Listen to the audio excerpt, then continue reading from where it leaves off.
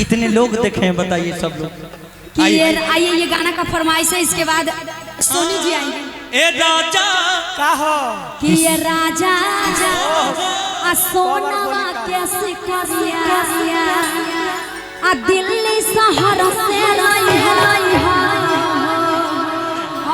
हम आज तक कहते छी नहीं आए, शादी करबै तब न मिलत। देखियो गला खाली है, यह ल लेब की नहीं नहीं ल लियो, बैठ चुट खाए राजा जे घर राजा जाए। अरे जे राजा बनथी ने उनका से डिमांड है, मतलब ई हम नहीं कर रहल छी, ई गाना के भाव है। लेकिन आइ काल की छै कि ए राजा राजा राजा करेजा में समा करेजा वाला बात नहीं, आ सोना के शुक्रिया लेके जल्दी घर से तू आ जा। बा शेर बा सीएस भैया बा। अरे कि ये राजा का हो आ सोनावा कहा कौन है राजा, अभी होई भी नहीं किया है तो कहा कहाँ से आ गया? कोई बार कोई का हो वही बार से तो हमरे के ऑडिशन दिए नहीं और बुक करने लगे। 500 के कमाल हो। वही बार से तो राजा राजा कहते। अच्छा राजा आपका नाम है इसलिए ना। अरे ए राजा आ सोनावा कैसे करिया आ दिल्ली शहर से लइहा हो, आ दिल्ली शहर से लइहा हो कि जलालगढ़ बाजार से लइहा हो, कि पूर्णिया बाजार से लइहा हो। जलालगढ़ में धीरे धीरे सोना का दुकान खुलने वाला है। हाँ। तो यहीं से मंगवा के पहन कि जलालगढ़ बाजार से लइहा हो, कि तो हसे कहली तोहर में हरिया बतिया जन तू भुलइहा हो, ए राजा सोना के सिकरिया दिल्ली शहर से लइहा हो, ए राजा सोनावा के सिकरिया दिल्ली शहर से लइहा हो, दिल्ली शहर से लइहा हो, दिल्ली शहर से लइहा हो, दिल्ली शहर से लइहा हो, कि दिल्ली शहर से लइहा हो, कि तोहसे कहली तोहर में हरिया बतिया जन तू भुलइहा हो, ए राजा सोनावा के सिकरिया दिल्ली शहर से लइहा हो।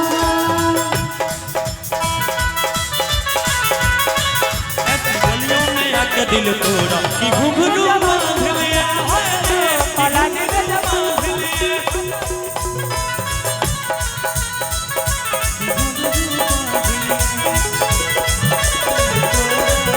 तो बारा कटक कर जाती पलानी में जवानी रोवता हमको, पलानी में जवानी रोवता अंतराजी। ए राजा सोनावा कैसे करिया तू, ए राजा सोनावा कैसे करिया तू। आ बिंदिया मंगल सूत्र चढ़ावले आयंगना में भासुर हो, ए राजा आंगना में भासुर हो, आये को गहना खरीदल नहीं आ तहरा बाटे लूर हो रहो।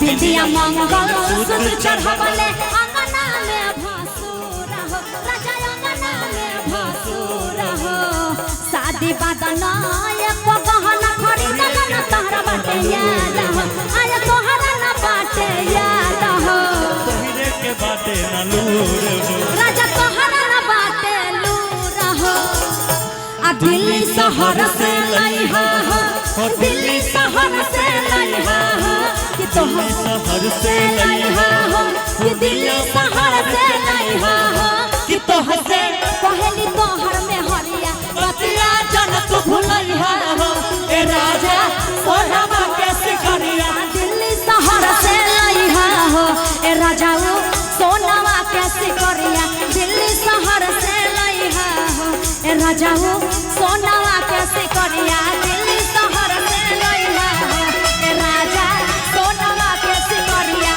दिल्ली शहर से लइहा हो। और जाते जाते जितने भी अभी सोलोनी जी का मतलब एंट्री है, और जितने भी मतलब यूट्यूबर और प्रेस फेसबुकर हैकर यूट्यूबर दिल चोर वाला कर चोर जितने भी लोग यहाँ आए हैं हम सबको प्यार आशीर्वाद देने पहुंचे हैं यहाँ। हमको आशीर्वाद दीजिए, इनको खाली प्यार दीजिए। प्यार के काबिल वही है। तो आप सभी चैनल वाले को हार्दिक हार्दिक स्वागत मेरे तरफ से। बहुत सारे हैं, कम से कम 50 होंगे, इसलिए नाम लेना बड़ी मुश्किल है। तो सभी को मेरा एगो इच्छा है, स्वागत, हार्दिक स्वागत। पक्का पक्का आप इच्छा पूरा करिएगा, पक्का बोलिए ना। जितने लोग हैं एक बार इन लोगों को एगो चुम्मा दे दीजिए आप, हमारा यही इच्छा है। और कोई देखिए यूट्यूबर सब भी हंस रहा है। अरे सब आदमी को चुम्मा कैसे? चुम्मा अपना अपना, कोई गर्लफ्रेंड से लेगी, कोई अपना बीवी से, शादी होगा तो बीवी से ना जी। अरे आज की रात आप एगो चुम्मा दे दीजिएगा, सब करोड़पति हो जाएंगे। फ्लाइंग किस दे हाँ फ्लाइंग किस वही ऐसे वाला सभी को। बाप रे बाप। ए बेस आराम से आराम। हमनी ओरिजिनल और चुम्मा। ये एक चुम्मा इसलिए दिया, अगर अभी जाने के बाद अगर 5 बेर चुम्मा वाले गाने को अगर लाइक करते हैं, एक कमेंट सारे लोग करेंगे तो 5 चुम्मा देंगे। बाप रे बाप, एक साथ 4 फ्री।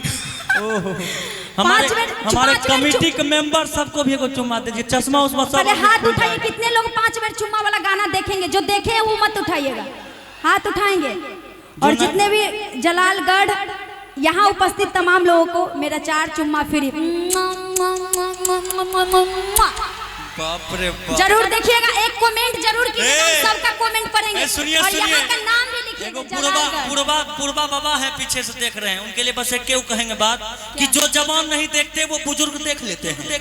अच्छा। आप चुम्मा दिए उस पर बोल रहे हैं। जो जवान नहीं देखते वो बुजुर्ग देख लेते हैं, उम्र के हर मोड़ पर अपनी गाड़ी ब्रेक लेते हैं। अच्छा। जो जवान नहीं देखते वो बुजुर्ग आसानी से देख लेते हैं, उम्र के हर मोड़ पर अपनी गाड़ी ब्रेक लेते हैं अंतरा जी। अच्छा। जरूरत पड़ने पर दूसरे के तवे पर अपनी रोटी सेक लेते हैं, इसलिए बुजुर्ग को चुम्मा मत दीजिएगा। सभी लोग मेरे लिए प्यारे हैं, तो सभी को ये समर्पित चुम्मा था। बात बुजुर्गों में भी जवानी का जोश होता है।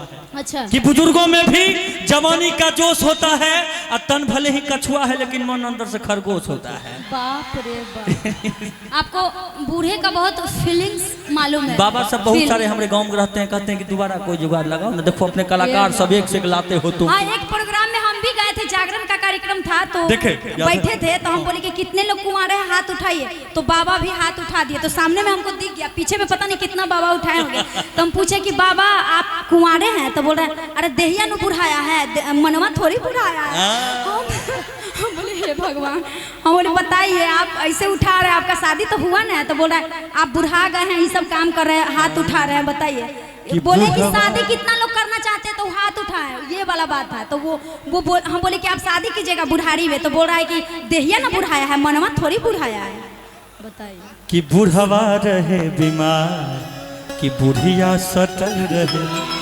सटा दी। अरे बूढ़ी देखिए, अरे बूढ़ी जल्दी से खाना बनाओ ना, कुछ खिलाओ पिलाओ, जल्दी से जाएंगे। उधर से बूढ़ी बोलती है अरे काहे ऐसे बोलते हैं जी, बड़ी दिक्कत होता है, ऐसे मत बोलिए। ठीक है, बहुत बहुत प्यार, बहुत बहुत आशीर्वाद। अगला कलाकार आप सबके बीच, और आप सब को बार बार नंदन, अभिनंदन, वंदन चंदन मेरे तरफ से। चंदन हार्दिक स्वागत। 5 बेर चुम्मा जरूर देखिएगा। बाप रे माँ, हमरो एक आध बेर देखियो, गरीब पर भी ध्यान दियो। चलिए बहुत बहुत शुक्रिया।